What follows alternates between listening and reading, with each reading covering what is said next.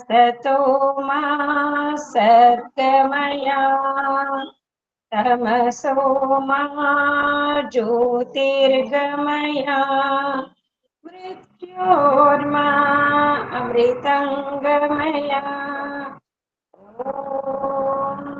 सहनाववतु सहनौ भुनक्तु सह वीर्यं करवावहै तेजस्विनावधीतमस्तु मा विद्विषावहै।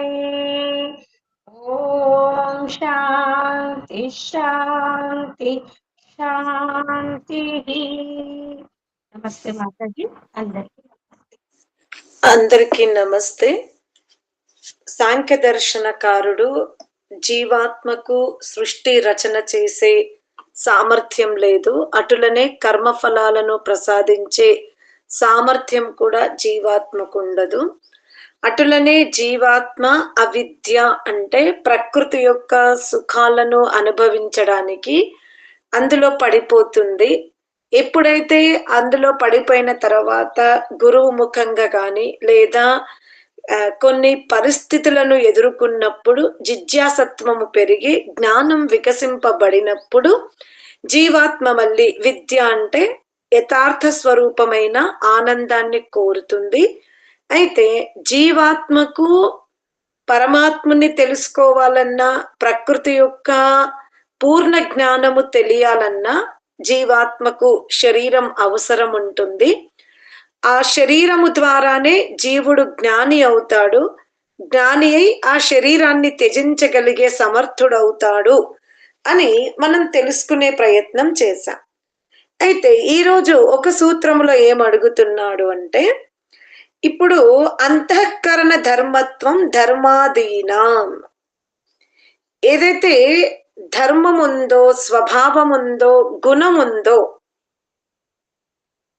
అంటే అతను కొన్నిసార్లు ధర్మాచరణ చేస్తాడు, కొన్నిసార్లు అధర్మ ఆచరణ చేస్తాడు, కొన్నిసార్లు చక్కటి గుణముతో ప్రవర్తిస్తాడు, మరొకసారి అతనిలో అనేక దుర్గుణాలు కనబడతవి.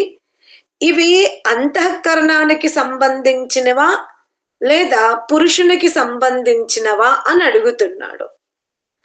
అంటే ఇక్కడ మనం తెలుసుకోవాల్సింది ఏమిటి అంటే, ధర్మాచరణ కానీ అధర్మ ఆచరణ కానీ నిజముగా పురుషునికి సంబంధించింది.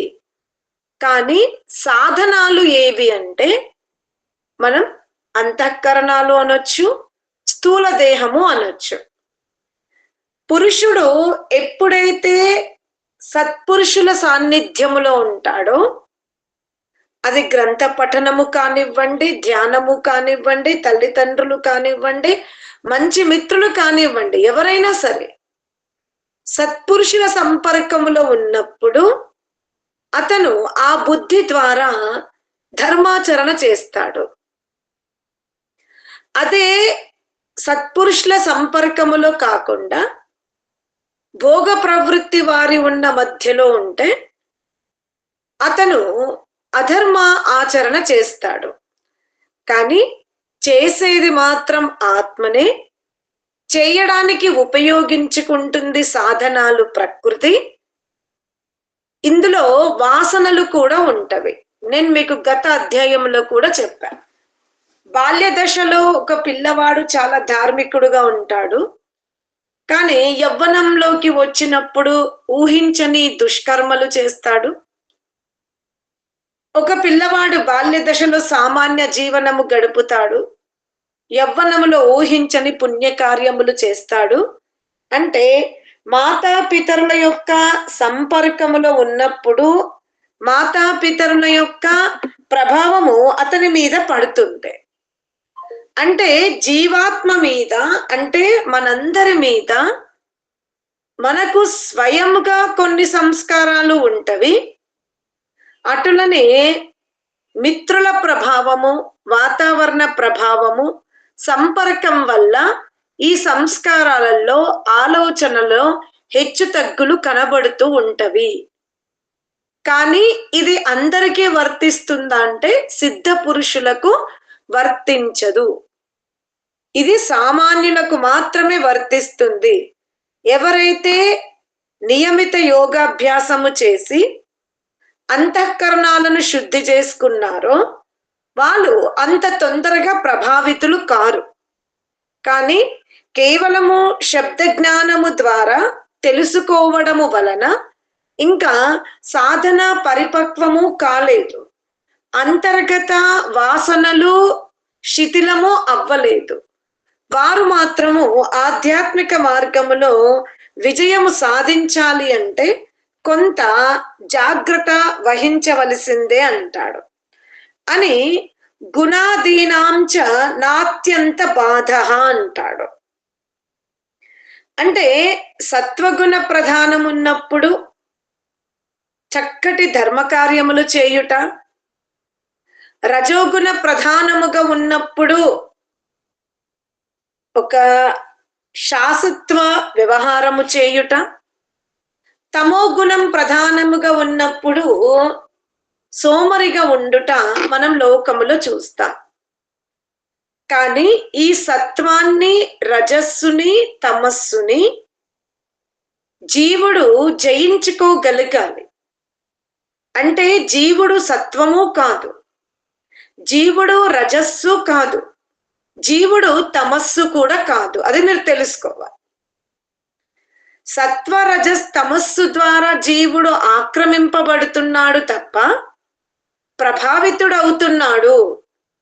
ఆ ప్రభావము కూడా ఎప్పటి వరకు అంటే జ్ఞాని అయ్యే వరకే, సాధన తీవ్ర స్థాయి వెళ్ళే వరకే.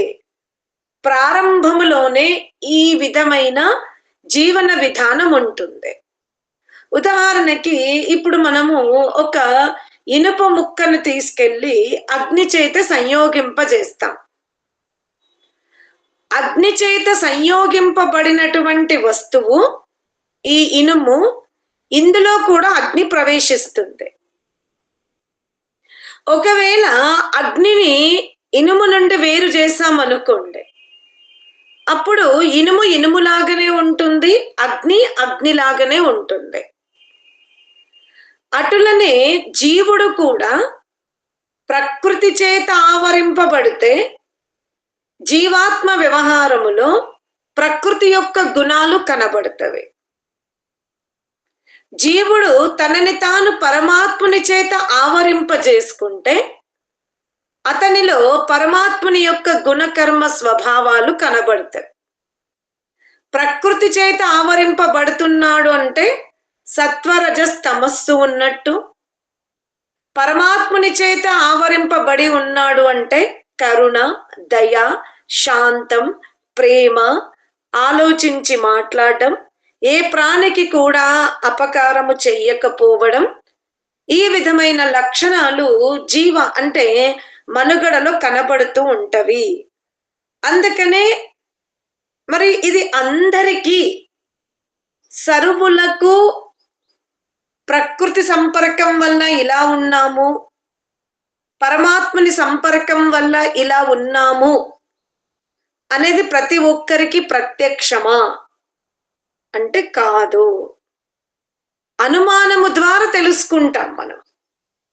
సిద్ధ పురుషులకు చాలా ప్రత్యక్షం. యోగికి ఏ కర్మ చేస్తే ఏ ఫలం వస్తుంది, నేను తీవ్రమైన సాధన చేస్తే నాకు జన్మలు కూడా తొలగిపోతాయనేది యోగికి సర్వం ప్రత్యక్షం. కానీ మనం యోగ దర్శనం చదువుకునేటప్పుడు కూడా నేను చెప్పాను, యోగికి తన విషయములో ప్రత్యక్షం ఉంది. నేను జన్మరాహిత్యం వైపు వెళ్తున్నాను, నేను ఈ శరీరములో ఉండడానికి వివిధ కర్మలు కారణం అని యోగికి తన గురించి తనకు తెలుసుకునే అవకాశం సాధన ద్వారా సిద్ధింపజేసుకుంటాడు. కానీ అన్యుల గురించి యోగికి తెలియదు. ఆ భ్రమలో మనం ఉండడానికి వీలు లేదు. యోగికి సర్వము తెలుసా అంటే కేవలం తన గురించి తెలుసు. అతను మోక్షానికి అర్హత సంపాదించుకుంటున్నాడా, లేదా అంధం తమః ప్రవిశంతి క్రింది స్థాయి యోనిలోకి వెళ్తున్నాడా, మధ్యమ స్థాయి యోనిలో ఉన్నాడా, ఉత్తమ స్థాయి యోనికి వెళ్తున్నాడా అనేది తనకు తాను తెలుసుకునే అవకాశం యోగికి ఉంది. అంతేగాని శిష్య పరంపరలో ఉన్న శిష్యులు రాబోయే జన్మ ఇది అని యోగికి తెలియదు. కేవలము శబ్ద ప్రమాణము ద్వారా, అనుమాన ప్రమాణము ద్వారా చెప్పగలుగుతాడు. ఇప్పుడు మాతాపితరులు కూడా తమ బిడ్డలని ఏంటి నువ్వు మనిషివై పుట్టి సింహంలాగా ప్రవర్తిస్తున్నావు అని అంట. అంటే పిల్లవాడు ఏదైతే వ్యవహరిస్తున్నాడో ఆ వ్యవహార జ్ఞానములో తల్లికి కాస్త అనుభవం ఉంది. మనిషి అయితే ఇలా కొరుకడు, ఇలా గిల్లడు, ఇలా ఆక్రమణ చెయ్యడు. కానీ క్రూర జంతువులు మాత్రం ఈ విధమైన పని చేస్తవి. అంటే ఆ తల్లికి జ్ఞానపూర్వకమైన అనుభవం ఉండడము వలన పిల్లవాడిని సంబోధించింది. మనిషిగా పుట్టి కుక్క లాంటి పని చేసావు, పిల్లి లాంటి పని చేసావు, పశువు లాంటి పని చేసావు అని అంటుంది. అంటే అది ఆమె యొక్క సామర్థ్యాన్ని బట్టి. అంతేగాని ఆ తల్లికి పిల్లవాడు అంతకుముందు ఏ యోనిలో ఉండే, రాబోయే యోని ఏమిటి అనేది తల్లికి కూడా తెలియదు. అటులనే గురువులు కూడా తమ శిష్యుల యొక్క ప్రవర్తనను బట్టి, తమ శిష్యులు ఆచరిస్తున్న దాన్ని బట్టి కాస్త చెబుతారు అంతే. నువ్వు ఈ మార్గంలో వెళ్తే ఈ యోనికి వెళ్తున్నట్టు, ఈ మార్గంలో వెళ్తే ఈ విధమైన యోని నుండి నీవు వచ్చినట్టు అనే అనుభవముతో చెప్పగలుగుతారు. కానీ అతను ఏ యోని నుండి వచ్చాడు, ఏ యోనికి వెళ్తాడు, అతను ఇప్పటి వరకు అనుభవించిన జీవితానికి ఈ పూజలు, ఈ పునస్కారాలు, గురు శుశ్రూష వలన అతని కర్మలేమి సమాప్తము కావు. అది మనం తెలుసుకునే ప్రయత్నం చెయ్యాలి. తర్వాత ఏమంటున్నాడు అంటే, ఈ లోకమున కొన్నిసార్లు సాధనము సాధ్యము ఉండొచ్చు, కొన్నిసార్లు కేవలము సాధనాలు ఉండొచ్చు. దానికి నేను మీకు ఉదాహరణ ఇచ్చి చెప్పడానికి ప్రయత్నిస్తా. నియత ధర్మ సాహిత్యం ఉభయోరేకతరస్య వా వ్యాప్తి. ఇప్పుడు ఈ వ్యాప్తిలో రెండు రకాలు, ఒకటి సమము, రెండవది విషము. మీరు సూత్రములో ఉన్న విభజనని బట్టి పెట్టకున్నా సరే, కానీ కొంచెం అర్థం చేసుకోండి. ఇప్పుడు ఆభరణము ఉంది అని అంటే అచట ఏముందని అర్థం? వర్ణము ఉన్నది అని, బంగారం ఉంది అని, బంగారం ఉన్నదని అర్థం కదా. కానీ బంగారం ఉన్న చోట ఆభరణము ఉన్నది అని చెప్పడానికి వీలు లేదు. అర్థమైందా? ఆభరణం ఉంది అని అంటే అక్కడ సువర్ణము, అంతేనా? అంటే వస్తువు ఉన్న చోట ఆ వస్తువు దేనితో తయారయ్యిందో అది అక్కడ ఉంది అని చెప్పడానికి అవకాశం ఉంది. కానీ ఎక్కడైతే మూల వస్తువు ఉందో ఆ వస్తువు ద్వారా ఇదే తయారవుతుంది అని చెప్పడానికి ఇప్పుడు కుండని తీసుకుందాం. కుండని తీసుకుంటే కుండ మట్టితో తయారయ్యింది అని చెప్పొచ్చు మనం. ఇది కుండనే, కానీ తయారైంది మాత్రం కానీ ఒక చోట మట్టి కుప్ప ఉంది.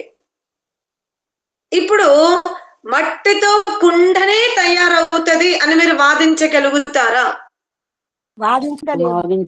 వాదించలేము. ఎందుకంటే అక్కడ ఇంకొక శిల్ప కళాకారిణి వస్తే ఆమె మట్టితో బొమ్మ తయారు చేయొచ్చు, ఇంకొక సమర్థుడు వచ్చి మట్టితో ఇల్లు కట్టొచ్చు. కాబట్టి మూల పదార్థము నుండి ఇదే తయారవుతుంది అనడానికి వీలు లేదు. కానీ తయారైన వస్తువు నుండి మాత్రం మనం ఏం చెప్పగలుగుతాము? ఇది దేని నుండి తయారైందో చెప్తాం. చెప్పగలుగుతా. దీన్నే మీరు అన్వయించుకోండి. మనం మాతాపితరుల యొక్క గర్భము నుండి ఈ లోకానికి వచ్చాం, అంటే మనుష్య లోకానికి వచ్చాం. ఛాలెంజ్ గా చెప్పగలుగుతామా మనమందరము మోక్షానికే వెళ్తామని? చెప్పలేము. అంటే మానవ జన్మ రాగానే ఇక అది మోక్ష ప్రాప్తియే అనడానికి లేదు. వీలు లేదు. కానీ ఒక యోగ సాధకుణ్ణి చూసి మాత్రం చెప్పగలుగుతా. అంటే జన్మతో వ్యక్తి యొక్క లక్ష్యాన్ని మనం చెప్పలేము. వెళుతున్న దారిని చూసి మాత్రమే చెప్పగలము. అర్థమైంది సిద్ధాంతం? మనిషిగా పుట్టామంటే ఇక మోక్ష ప్రాప్తియే అనడానికి వీలు లేదు. కానీ మానవుడు వెళుతున్న దారిని చూసి చెప్పగలుగుతాము ఇతను ఏది ఎన్నుకున్నాడు అని. అటులనే మనం జన్మతో యోగులము కాకపోవచ్చు. మనమందరము జన్మతో యోగ సాధకులము కాకపోవచ్చు. ఇప్పుడు పురుషార్థము చేసి అర్థమైందా? యోగ సాధకులం అవ్వచ్చు. సమయం వృధా చెయ్యకుండా నిరంతర పుస్తకాలు చదివితే వందల కొలది ఐడియాస్ వచ్చి మనం గ్రంథకర్తలము కూడా అవ్వచ్చు. కానీ తల్లిదండ్రుల గర్భము నుంచి వచ్చాం. తల్లిదండ్రులు మంచి యోగులు. అటువంటి గర్భము నుండి వచ్చిన మనం యోగులం అవుతామా? అవ్వము. యోగస్థ మాతాపితరుల గర్భము నుండి జన్మించినప్పటికీ కూడా యోగి అయ్యే అవకాశం లేదు. కానీ ఎన్నుకున్న లక్ష్యాన్ని బట్టి చెప్పగలుగుతాము అతను ఏమి అవుతాడు అనేది. అందుకనే మనం అప్పుడప్పుడు అనుకుంటాం కదా, అమ్మ మాకు సిద్ధిస్తుందా, అమ్మో మేము ఈ మార్గంలో వెళ్ళగలుగుతామా అనేది వద్దు అంటాడు. నీ జన్మతో నువ్వు యోగిగా పుట్టకపోవచ్చు, కానీ వర్తమాన పురుషార్థంతో అయితే వర్తమాన పురుషార్థంతో నువ్వు యోగి అయ్యే అవకాశం ఉంటుంది అని చెప్తాడు. అర్థమైందా? జన్మతో ఎవరు ఏంటి అనేది చెప్పడానికి వీలు పడకపోవచ్చు. ఇప్పుడు ఎక్కడైతే ధూమం ఉందో అక్కడ అగ్ని ఉంది, కానీ అగ్ని ఉన్న చోట ధూమం ఉండాలన్నా లేదు. అర్థమైందా? చక్కటి కట్టెలు ఎండిపోయి ఉన్నవి, నెయ్యి బాగా వేసాము, అక్కడ ధూమం ఉండే అవకాశం లేదు. కానీ ధూమం ఉంది అని అంటే ఏమనొచ్చు మనం? అగ్ని ఉంది. అటులనే మనము మానవ జన్మ ఎత్తిన మాట సత్యమే, కానీ మానవ జన్మ ఎత్తగానే మోక్షానికి అర్హులము అనడానికి వీలు లేదు. అర్థమైందా? అందుకనే అసలు తనకి తానే తెలియదు. నేను మరణ పర్యంతములోపు ఏమి లక్ష్యాన్ని పూర్తి చేసుకుంటానో, ఏ లక్ష్యంతో ఉంటానో అనేది జీవాత్మకు స్వయముగా తెలియని అసమర్థుడైన ఈ జీవుడు ఇతరుల యొక్క కర్మఫలాలను ఎలా ఇవ్వగలుగుతాడు? ఇతరులకు అతనికే తెలియదు. అతను ఈ రోజు ఇలా ఉంటాడు, రేపు వేరేలాగా ఉంటాడు. కాబట్టి ఈ రోజు ఉన్న స్థితి అతనిలో రేపు లేదు, రేపు ఉన్న స్థితి మరుసటి రోజు ఉండదు. ఇలా అల్పజ్ఞాని గల జీవుడు ఈ సృష్టిని రచించడానికి కానీ, ఈ సృష్టిలో ఇతరులకు కర్మఫలాలను ప్రసాదించడానికి కానీ సమర్థుడు కాదు అని తెలుసుకోండి. మంచి స్థాయిలో ఉంటారు, చక్కటి ఉపదేశం ఇవ్వగలుగుతారు, శబ్ద ప్రమాణము ద్వారా, అనుమాన ప్రమాణము ద్వారా మన భవిష్యత్తుని చెప్పగలుగుతారు. అర్థమైందా? ఈ మన అనుమాన ప్రమాణం అంటే ఇప్పుడు శాస్త్రం చదువుతున్నారు యోగులు, వివిధ శాస్త్రాలు చదివినప్పుడు అక్కడ పరమాత్ముడే ఉపదేశించాడు. నీవు లోభిగా ఉన్నా, త్యాగిగా లేకపోయినా, రుణపడి ఉన్నా, సోమరిగా ఉన్నా, పరస్త్రీ వ్యామోహములో ఉన్నా, జూదమాడినా నువ్వు క్రిమికీటకాది యోనిల్లోకి వెళ్తావు అనేది మనకు శృతి చెప్తుంది. కాబట్టి ఈ సృష్టిలో మనం చూస్తున్నాం ప్రతినిత్యం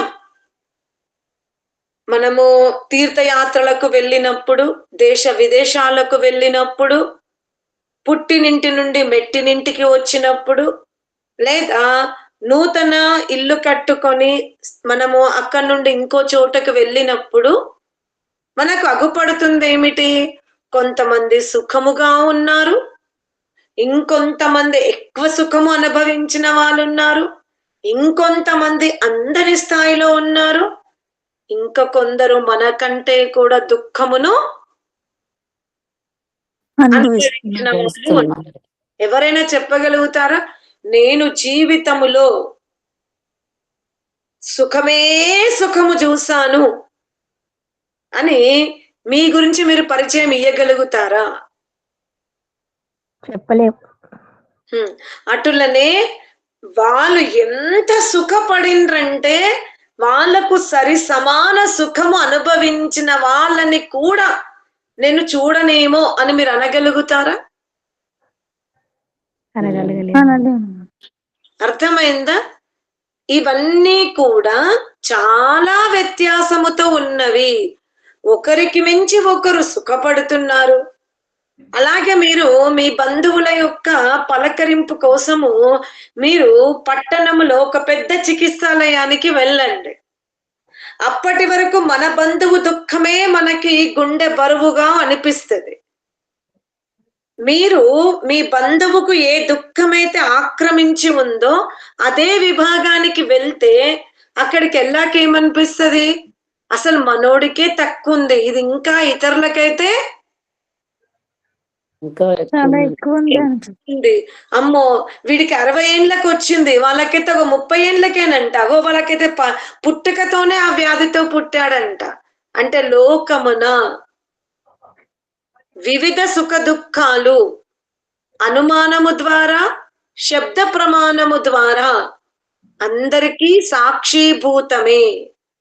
యోగికి మాత్రమే తన గురించి ప్రత్యక్షము. అంతేగాని యోగి అయ్యాడు కదా అని తన శిష్యులని, తన శిష్యుల భవిష్యత్తు యోగికి ఎప్పుడు కూడా ప్రత్యక్షం కాదు. కేవలం యోగి లోకమును చూస్తున్నటువంటి శబ్ద ప్రమాణము ద్వారా, అనుమాన ప్రమాణము ద్వారా, తనను కూడా పెద్దవాళ్ళు ఉపమాన ప్రమాణము ద్వారా, అంటే మర్యాదగా మెదిలితే ఇతను మర్యాద పాలనలో శ్రీరాముడు వలె ఉన్నాడు, ధర్మ పాలనలో ధర్మాత్మ యుధిష్ఠిరులాగా ఉన్నాడు, దానములో కర్ణుడుగా ఉన్నాడు అని ఉపమాన ప్రమాణము ద్వారా, వివిధ స్థితులను చూసి అనుమాన ప్రమాణము ద్వారా, శాస్త్రాధ్యయనము చేసి శృతి ప్రమాణము ద్వారా మన జ్ఞానం వికసింపబడుతుంది. కానీ మనకు జన్మరాహిత్యమును మనం సిద్ధింపజేసుకున్నామా లేదా, మనం కైవల్యానికి అర్హతను సంపాదించుకుంటున్నామా లేదా, మన జన్మలు తగ్గాయా లేదా అని తెలుసుకోవాలి అంటే మనము శిష్యులుగా ఉండిపోకూడదు. మనం ఏమవ్వాలి? యోగులము అవ్వాలి. అర్థమైందా? యోగులు అయినప్పుడు సర్వము మీకు అర్థమవుతుంది. కావున యోగి తన గురించి తాను పూర్తిగా తెలుసుకోగలుగుతాడు. ఇతరులకు చెబుతుంది కేవలం శృతి ప్రమాణము, అనుమాన ప్రమాణము, ఉపమాన ప్రమాణమే. ప్రత్యక్ష ప్రమాణము అతనికి వర్తిస్తుంది, ఇతరుల పట్ల అతనికి వర్తించే సామర్థ్యం లేదు అని చెప్తున్నాడు. అందువలన ఈ సృష్టి రచన కానీ కర్మఫలాలు కానీ యోగి కూడా ఇతరులకు ఇవ్వడానికి వీలు లేదు. వీలు లేదు అని చెప్తున్నాడు. ఓం శాంతి శాంతి శాంతి.